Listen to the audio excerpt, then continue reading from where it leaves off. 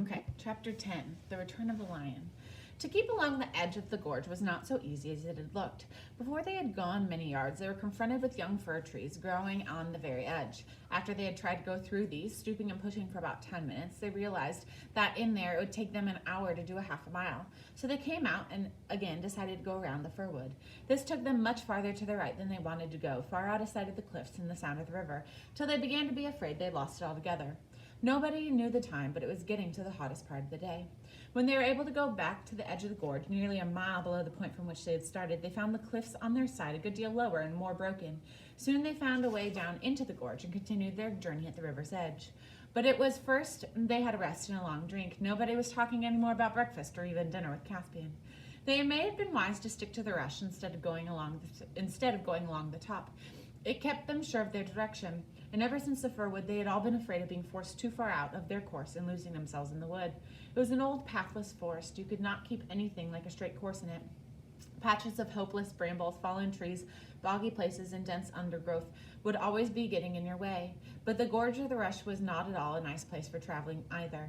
It was, not a nice place for people in a hurry. For an afternoon's ramble ending in a picnic tea, it would have been delightful. It had everything you could want for an occasion of that sort. Rumbling waterfalls, silver cascades, deep amber-colored pools, mossy rocks, and deep moss on the banks of which you could sink over your ankles. Every kind of fern, jewel-like dragonflies, sometimes a hawk overhead. Once Peter and Trumpkin both thought they had saw an eagle. But of course the children in the dwarf wanted to see was as close as soon as possible was the great river below them in Berna in the way to Aslan's Howe.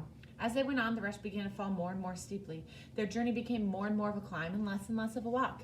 In places, even a dangerous climb over slimpy rock with a nasty drop into dark chasms, the river roaring angrily at the bottom. You may be sure they watched the cliffs on their left eagerly for any sign of a break or any place where they could climb them. But those cliffs remained cruel. It was maddening because everyone knew that if at once they were out of the gorge on that side, they would only have a smooth slope and a fairly short walk to Caspian's headquarters. The boys and the dwarf were now in favor of lighting a fire and cooking their bear meat. Susan didn't want this. She only wanted, as she said, to get on and finish it and get out of these beastly woods. Lucy was far too tired and miserable to have any opinion about anything. But as there was no dry wood to be had, it mattered very little what anyone thought. The boys began to wonder if raw meat really was as nasty as they had always been told. Trumpkin assured them it was. Of course, if the children had attempted a journey like this a few days ago in England, they would have been worn out. I think I've explained before how Narnia was altering them. Even Lucy was now, so to speak, only 1/3 little girl, going to boarding school for the first time, and 2/3 of Queen Lucy of Narnia. At last, said Susan. Oh, hooray, said Peter. The river gorge had made a bend, and the whole view spread out beneath them. They could see open country stretching them to the horizon. Between them, a great broad silver ribbon of the great river. They could see the specially broad and shallow place which had once been the fords of Berna, but now was spanned by a long, many-arched bridge. There was a little town at the far end of it. By Jove, we fought the battle of Berna just where that town is. This cheered the boys more than anything. You can't help feeling stronger when you look at a place where you won a glorious victory, not to mention a kingdom. Hundreds of years ago. But Peter and Edmund were soon so busy talking about the battle that they forgot their sore feet in the heavy drag and their mail shirts on their shoulders. The dwarf was getting interested too. Then they were all getting on at a quicker pace now. It became easier. That there were still sheer cliffs on their left. The ground was beginning lower on their right. Soon it was no longer a gorge at all, only a valley, and then there were no more waterfalls, and presently they were in a fairly thick woods again, and then all at once, whiz, the sound, rather like the stroke of a woodpecker. The children were still wondering where, ages ago, they had heard a sound just like it, and why they disliked it so much, when Trumpkin shouted, "Down!" at the same moment forcing Lucy, who had happened to be next to him, flat into the bracken. Peter, who had been looking up to see if he could spot a squirrel, had seen what it was. A long, cruel arrow had sunk into the tree just above his head. As he pulled Susan down and dropped himself, another came over his shoulder and struck the ground at his side. "Quick, quick, get back, crawl!" panted Trumpkin. They turned and wriggled uphill, under bracken amid clouds of horribly buzzing flies. Arrows whizzed around them. One struck Susan's helmet with a sharp ping and glanced off. They crawled quicker. Sweat poured off of them. They ran, stooping nearly double. The boys held their swords in their hands for fear they would trip them up. It was a heartbreaking work, all uphill again, back over the ground they'd already traveled. When they felt they couldn't run any faster, even any more to save their lives, they all dropped down in the damp moss behind a waterfall, or beside a waterfall behind a boulder, panting. They were surprised to see how high they had already gotten. They listened intently and heard no sound of pursuit. So that's all right. I bet they're searching the wood sentries only, I expect, but that means Miraz has an outpost down there. Battles and battle doors, though. It was a near thing.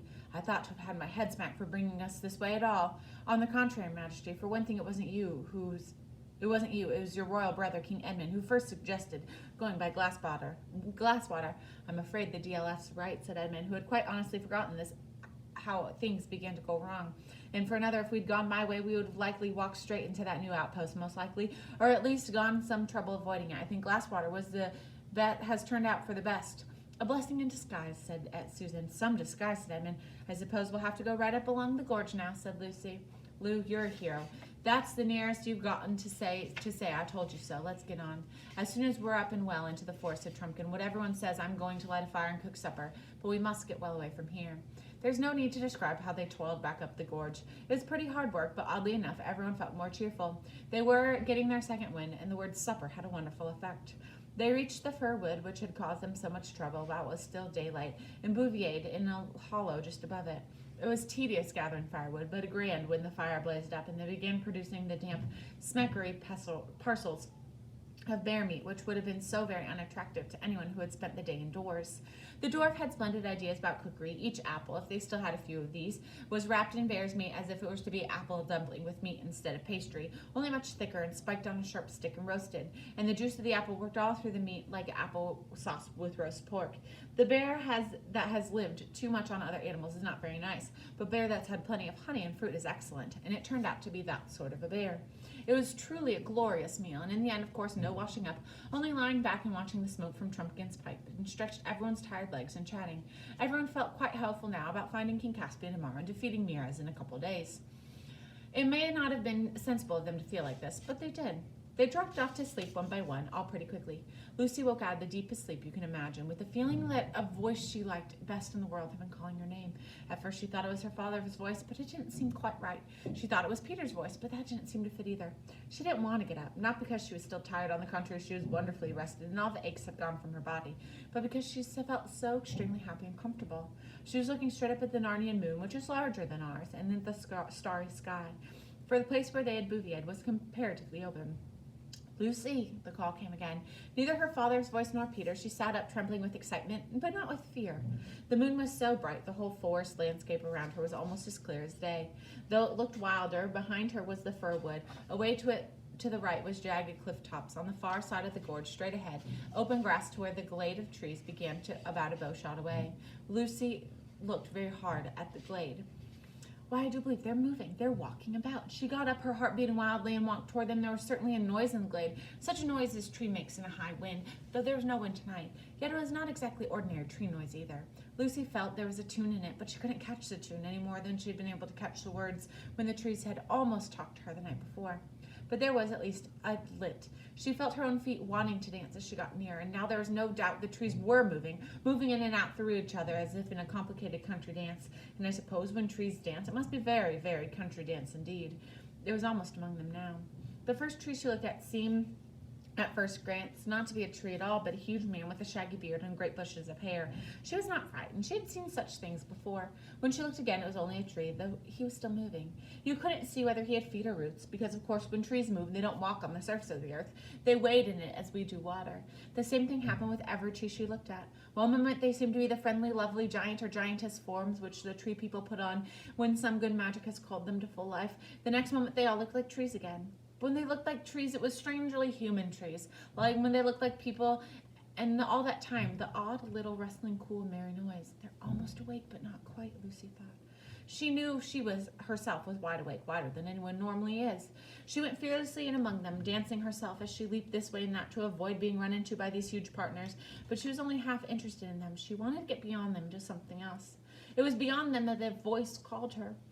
She soon got through them, half wondering whether she had been using her arms to push branches aside or to take hands of the great chain with big dancers who stooped to reach her. They really were bringing trees around a central open place. She stepped out from among their shifting confusion of lovely lights and shadows. A circle of grass, smooth as lawn, met her eyes with the dark trees dancing all around it, and then, oh, he was there, the lion, the huge lion shining in white in the moonlight, his huge black shadow underneath him. But for the movement of his tail, he might have been a stone lion. Lucy never thought of that, and she never stopped to think whether he was a friendly lion or not. She rushed to him. She felt her heart would burst if she lost a moment, and the next thing she knew, she was kissing him and putting her arms as far around his neck as she could and burying her face in the beautiful, rich silkiness of his mane. Aslan, Aslan, dear Aslan, at last. The great beast rolled over on his side, so Lucy fell, half sitting, half lying between his front paws. He bent forward and touched her nose with his tongue. His warm breath came all around her. She gazed up into the large white face. Welcome, child. Aslan, you're bigger. That's because you're older, little one, he said. Not because you are. I am not, but every you grow, you will find me bigger. For a time she was so happy that she didn't want to speak. But Aslan spoke. Lucy, we must not lie here for too long. You have work in hand. Much time has been lost today. Yes, wasn't it a shame? I saw you all right, and they wouldn't believe me. They're also... From somewhere deep inside Aslan's body came the faintest suggestion of a growl. I'm sorry, said Lucy, who understood some of his moods. I didn't mean to start slinging the others, but it wasn't my fault, was it? Aslan looked straight into her eyes. Oh, Aslan, you don't mean it was. How could I? I couldn't have left the others and come up to you alone. How could I? Don't look at me like that. Oh, well, I suppose I could. Yes, it wouldn't have been alone, I know, not if I was with you. But what would have been the good? Aslan said nothing. You mean that it would have turned out all right somehow? But Aslan, please, how do I know? To know what would have happened, child. Nobody has ever told that.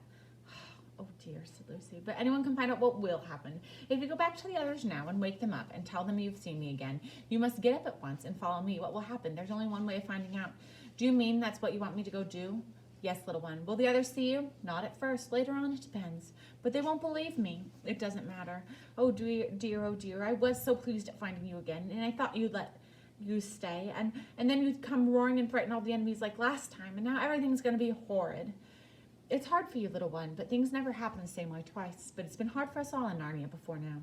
Lucy buried her head in his mane to hide his face, but there must have been some magic going on. She could feel lion strength going into her, and quite suddenly she sat up. I'm sorry, Aslan, I'm ready now. Now you are a lioness, and now all of Narnia will be renewed, but come, we have no time to lose. He got up and walked with stately, noiseless paces back to the belt of dancing trees through which he had just come. Lucy went with him, laying a rather tremulous hand on his mane. The trees parted to let them through for 1 second, assumed their human forms completely. Lucy had a glimpse of tall, lovely wood gods and wood goddesses all bowing to the lion.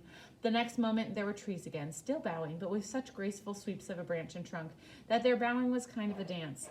Now, child, said Aslan when they had left the trees behind them, I will wait here. Go and wake the others and tell them to follow. If they will not, then you at least must follow me alone. It's a terrible thing to have to wake 4 people, all older than you and all very tired, for the purpose of telling them something they probably won't believe and making them do something they certainly won't like. I mustn't think about it. I just must do it, thought Lucy. She went to Peter. Peter, wake up, quick, Aslan's here. He wants us to follow him at once. Certainly, Lou, whatever you like, said Peter unexpectedly. This was encouraging, but Peter instantly rolled around and went to sleep again. Then she tried